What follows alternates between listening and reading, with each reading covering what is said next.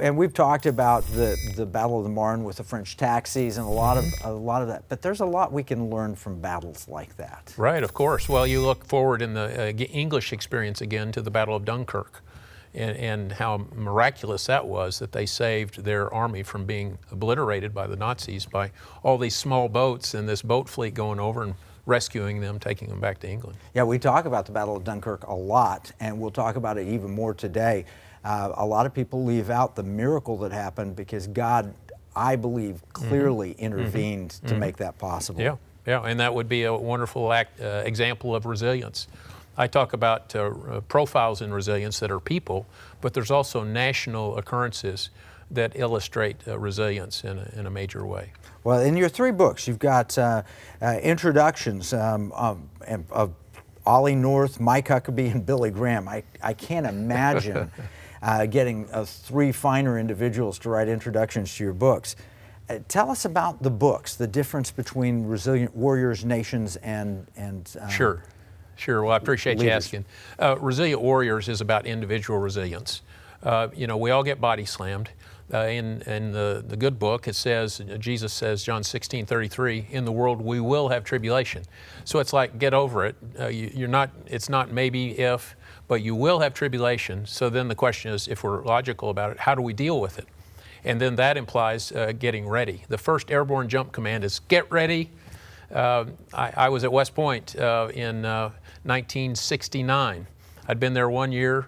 A gentleman that was a mentor to me had graduated. He went to Vietnam. The 3rd year as a sophomore at West Point, I was in the West Point Cemetery standing over his grave.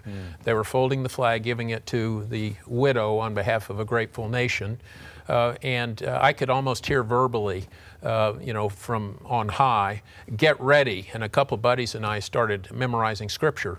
This is an example of, in the first phase of resilience, the before phase, the ounce of prevention worth a pound of cure. How do we get ready? And part of it for me is spiritual preparation, physical, mental, emotional, relational preparation, so that we're ready best possible for the storms of life.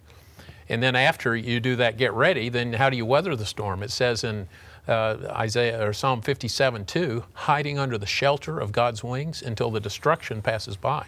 Sometimes that's the way it feels. When we've really been body slammed, destruction is passing through our life. We just have to hold on. Our faith family, our friends carry us. And then after the fact, there's two parts to it. One is looking back. We have to be introspective. How do we guard our primary relationships as we're coming out of crisis? We tend to attack the ones we love the most. It's just a strange psychological phenomenon.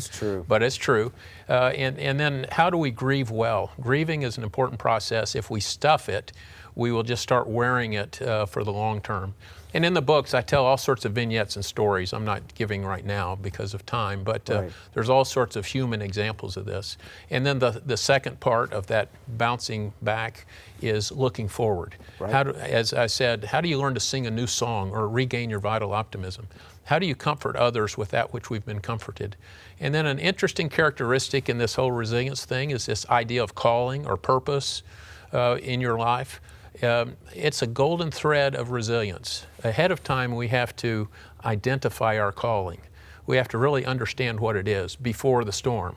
And then we get in the storm and we remember our calling, and then after the fact, it's a golden opportunity to revalidate our calling.